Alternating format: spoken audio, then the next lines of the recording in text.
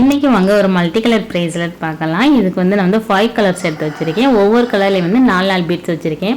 Mostly ப்ரேஸ்லெட்டுக்கு வந்து 20, 21, 22 அந்த range இருந்தாவே போதும், கரெக்டாக இருக்கும். இன்றைக்கி நான் இது வந்து 20 வச்சு செய்யலாம்னு சொல்லிட்டு எடுத்து வச்சுருக்கேங்க.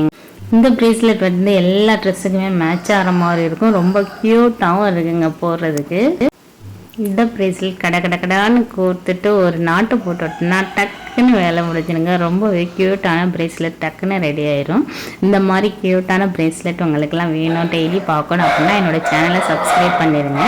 அதோட மட்டும் இல்லை, உங்களுக்கு வேணும் அப்படின்னா கண்டிப்பாக என்னுடைய வாட்ஸ்அப் நம்பர் கொடுக்குறேன், அதில் வந்து ஆர்டர் பண்ணி வாங்கிக்கோங்க.